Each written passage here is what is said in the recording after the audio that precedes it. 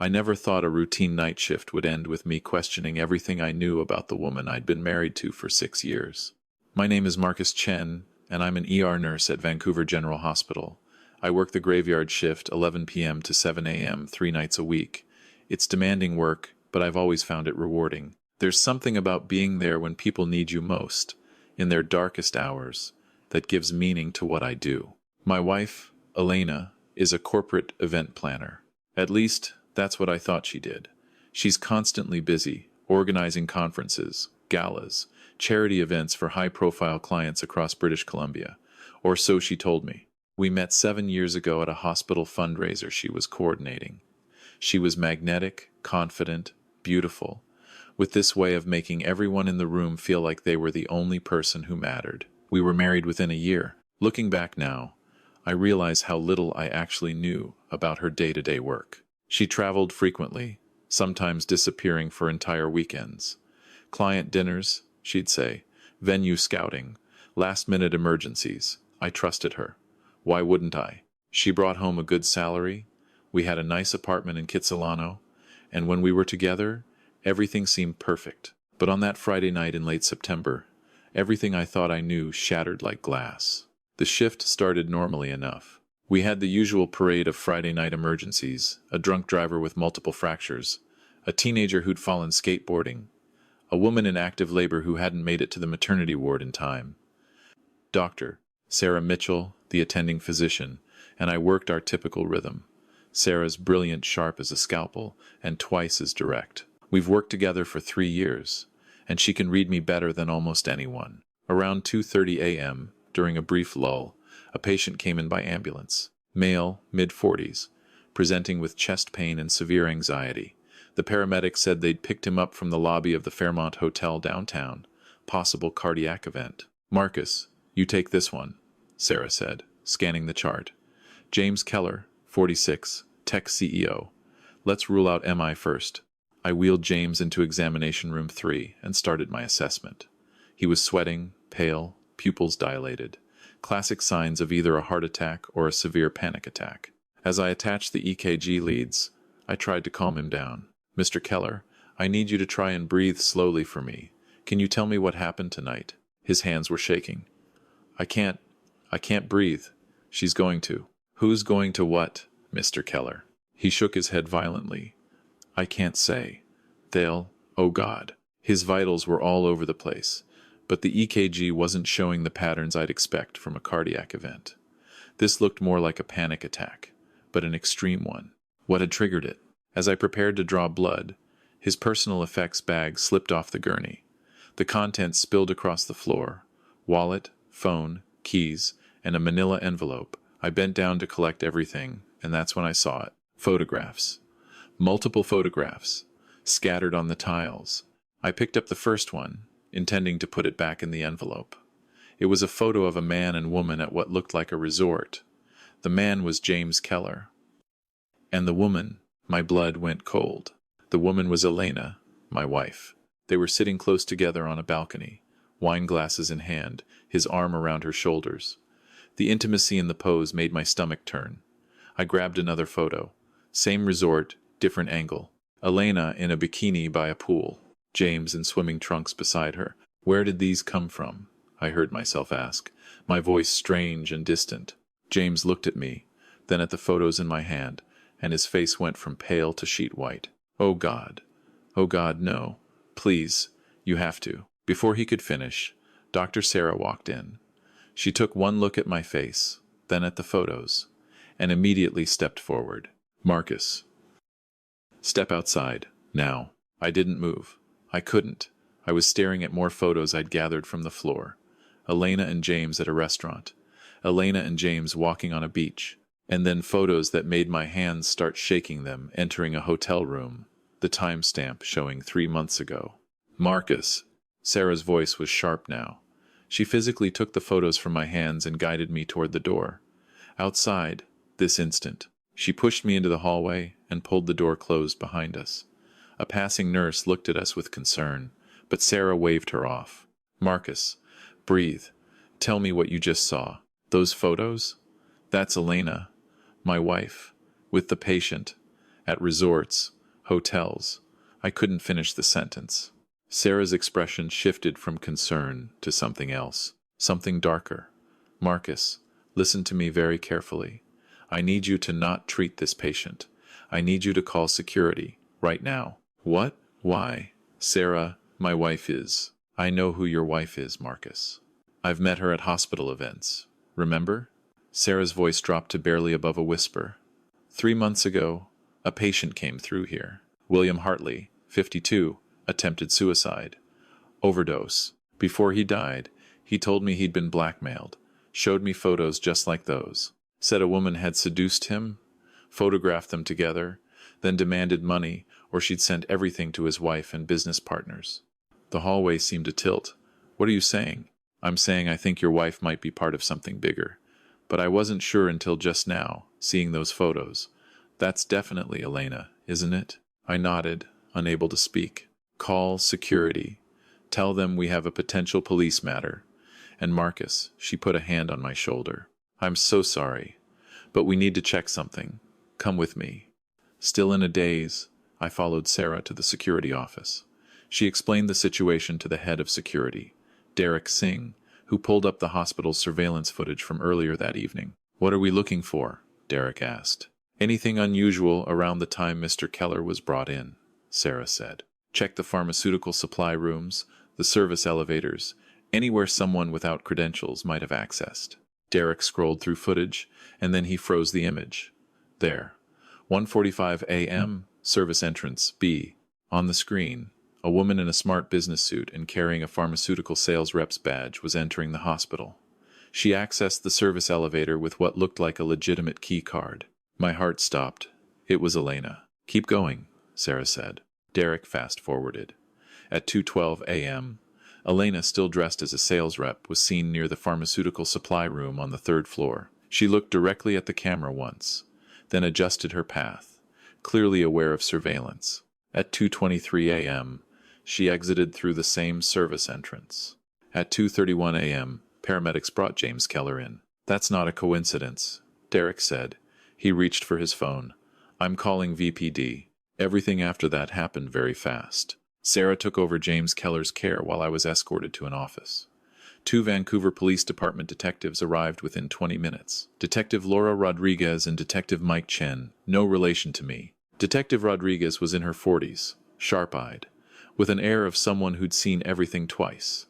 She sat across from me and opened a tablet. Mr. Chen, I'm going to be direct with you. We've been investigating your wife for 8 months. The words didn't make sense. Investigating? For what? For her role in an organized blackmail and extortion ring. Elena Rossi, maiden name Morrison, currently using your married name of Chen. She's one of 4 core operatives in what we call the Serpent Syndicate. I felt like I was going to be sick. Serpent Syndicate? Rodriguez pulled up a file on her tablet and showed me. They target wealthy married men, executives, business owners, politicians. Elena's role is initial contact. She poses as an event planner, meets them at conferences or corporate functions, builds trust. Then she arranges business trips or venue scouting that are actually romantic getaways. She scrolled through more images. Once they're intimate, her accomplices photograph everything. Then comes the extortion. Pay up or the photos go to your spouse, your business partners, the media. How long has this been happening? We've identified at least 12 victims in the past 3 years, but we suspect there are more who never reported it. 3 years? I did the math. But we've been married for 6 years. Mr. Chen, we believe Elena married you specifically to create a cover. A nurse, husband, seemingly stable domestic life. It gives her legitimacy, makes her less suspicious to targets. The room was spinning. You're telling me our entire marriage is fake? That she's been using me this whole time? Rodriguez's expression softened slightly. I'm sorry. I know this is overwhelming. But we need your help. Mr. Keller is the first victim to have a medical emergency that brought this to light in a way we can use. Whatever Elena did to him tonight, we believe she administered something to induce the panic attack, possibly a warning because he was resisting payment. She poisoned him? We'll need toxicology to confirm, but yes, we think so. Mr. Chen, we've been building a case, but we need more evidence. Evidence that could be in your home. Would you be willing to cooperate with us? I looked at both detectives. Everything I'd built my life around had just been revealed as a lie. The woman I loved, the marriage I'd cherished, it was all a fabrication, a tool she used to commit crimes. What do you need me to do? Over the next hour, they laid out the plan. I would go home at the end of my shift, act completely normal. They would get a warrant to tap our phones and install cameras in our apartment. I would wear a wire, and I would try to get Elena to reveal information about her operation. This is going to be incredibly difficult, Rodriguez warned. You'll have to pretend everything is normal. Can you do that? I thought about William Hartley, who'd killed himself because of what they'd done to him. I thought about James Keller, terrified and poisoned. I thought about 11 other victims whose lives had been destroyed. Yes, I said. I can do that. The sun was rising when I finally got home to our apartment. Elena was in the kitchen, making coffee, wearing one of my old t-shirts. She looked up when I came in and smiled. Hey, babe. Rough night? Every instinct screamed at me to confront her, to demand answers. But I forced a smile. Just the usual Friday craziness. How was your evening? Oh, boring client dinner. Went way too long. I'm exhausted. She poured me a cup of coffee. I'm thinking of taking a bath and going back to bed. Want to join me when you're ready? The casual intimacy of it, knowing what I now knew, made me feel physically ill. But I kept my expression neutral. Sounds good. I need to shower first, though. Rough night. I went into the bathroom and locked the door. For several minutes, I just stood there, shaking, trying to process everything. The woman in our kitchen had poisoned someone tonight, had ruined countless lives, had married me as part of a criminal conspiracy. When I came out, Elena was already in the bedroom. I could hear her on the phone in her home office, the one room in the apartment I'd always been asked to stay out of because of confidential client files. Not a problem. He's handled, she was saying. No, the dose was perfect. Just enough to scare him, not enough to kill him. He'll pay now. I stood frozen in the hallway. What about the husband? The nurse? A pause. No, he's clueless. He always has been. Marcus is perfect because he's so trusting. Never questions anything. Something broke inside me at those words. The gala next Friday is the next target, Elena continued. Maxwell Properties CEO. Already made contact. He's interested. She was already setting up her next victim. I backed away quietly and went to the kitchen. My hands were shaking so badly I could barely hold my coffee cup. Detective Rodriguez had given me her number. I texted. She just admitted to drugging Keller, planning next target for next Friday. The response was immediate. Stay calm. Keep acting normal. We'll have the warrant and equipment in place by tomorrow. The next week was the most difficult of my life. I went to work, came home, ate dinner with Elena, slept beside her, all while wearing a wire, and knowing that everything she said to me was a lie. The police worked fast. By Monday, they had cameras in our apartment, and a full wiretap on Elena's phones.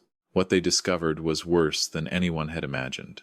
The Serpent Syndicate wasn't just 4 people, it was an organization of 12, with connections to similar operations in Seattle, Portland, and San Francisco. They'd extorted over $4 million in the past 3 years. Elena was their top operative, responsible for nearly half of all their successful marks. The evidence I helped gather was damning.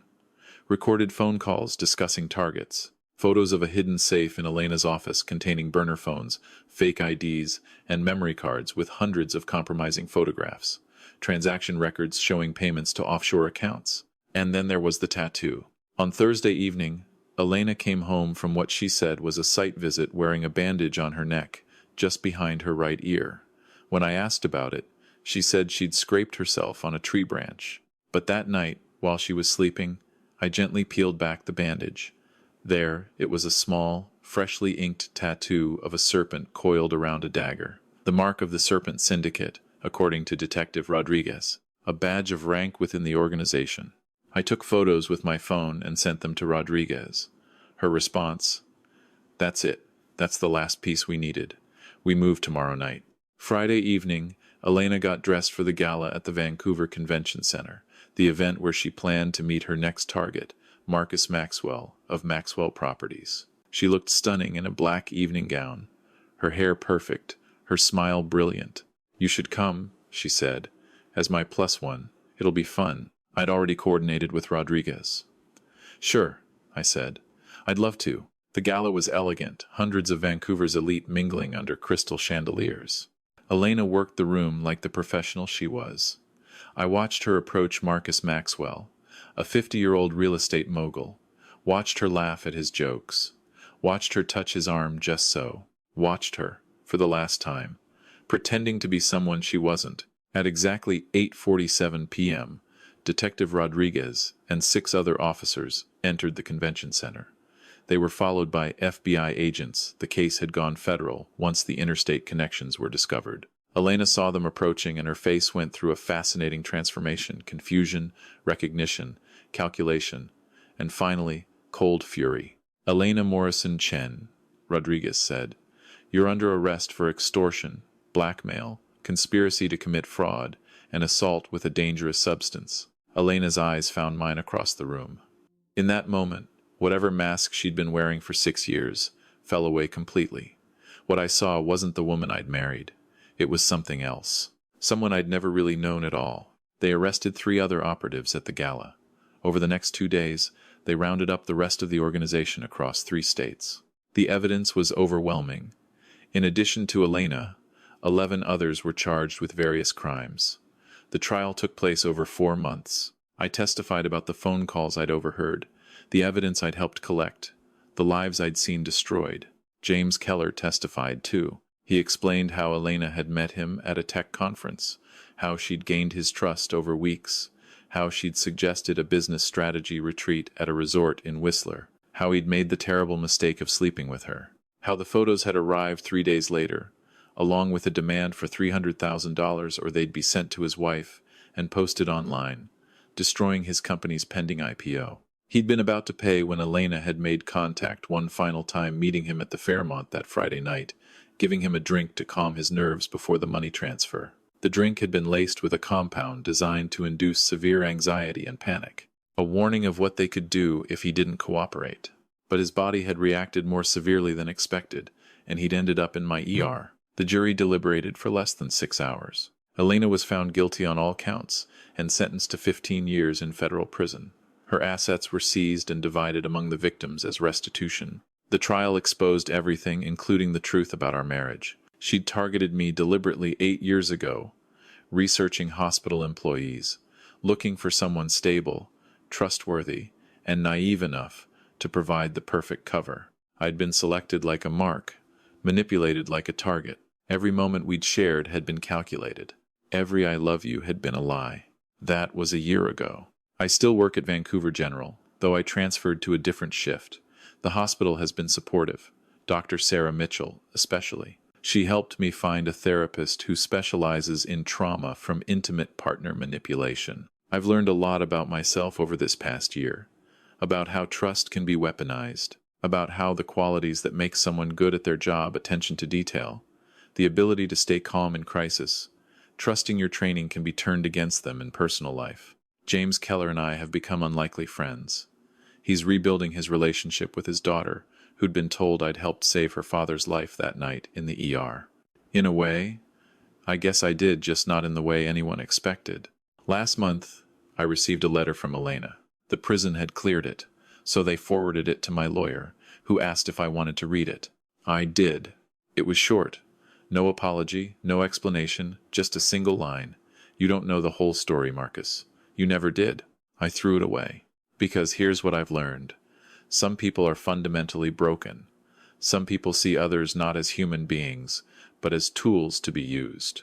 And some people are so skilled at wearing masks that you can live with them for years and never see their true face. Elena was all of those things. But more importantly, I've learned this. You can survive betrayal. You can rebuild. You can learn to trust again, even when trust has been shattered. It's not easy. There are days when I walk into a room and see a couple laughing together, and I feel that sharp spike of cynicism, wondering if it's real or if one of them is playing a role. There are nights when I lie awake and replay moments from our marriage, trying to find the cracks I missed. But then I remember James Keller's face when his daughter hugged him after the trial, telling him she forgave him. I remember the 12 other victims who came forward after Elena's arrest, finally able to speak their truth. I remember that my testimony helped stop an organization that had destroyed lives. Professional training, saved my personal life. The observation skills, the attention to detail, the willingness to follow evidence even when it led somewhere painful. Those same skills that make me good at my job ended up being what exposed Elena's operation. I date now, cautiously. I've learned to ask questions, to look for inconsistencies, to trust but verify. It feels sad sometimes to approach relationships with such wariness, but it also feels necessary. 3 weeks ago, I helped save a man who came into the ER with chest pain similar to James Keller that night. But this time, it really was a heart attack, and we caught it in time. His wife arrived while he was in recovery, and the way she looked at him, the relief, the fear, the love was real. I could see it, and seeing that genuine emotion reminded me that Elena was the aberration, not the rule. Most people are exactly who they seem to be. Most relationships are real. I'm trzydzieści now. I have a good job, good friends, and I've learned more about myself in the past year than in the entire decade before. I've learned that betrayal doesn't define you. How you respond to it does. If there's anything I want people to understand from my story, it's this. Trust your instincts. If something feels off, investigate. Don't dismiss your doubts as paranoia. Don't accept, just trust me as an answer when you have legitimate questions. Professional training, whether you're a nurse, a teacher, an accountant, or anything else, can apply to personal life too. The same critical thinking, attention to detail, and evidence-based decision-making that makes you good at your job can protect you from manipulation. And if you find yourself in a situation like mine, discovering that your life has been built on lies, know this: you can survive it. You will survive it. The person who betrayed you doesn't get to define your future. I'm rebuilding my life, one day at a time. I'm learning to trust again. I'm learning that being cautious doesn't mean being closed off, and that protecting yourself doesn't mean never being vulnerable. Elena wrote that I don't know the whole story. Maybe that's true. Maybe there are things about her past, her motivations, her reasons that I'll never understand. But here's what I do know. I know the difference between real and fake now. I know the warning signs. I know my own strength. And I know that some masks, once removed, can never be put back on. That's enough.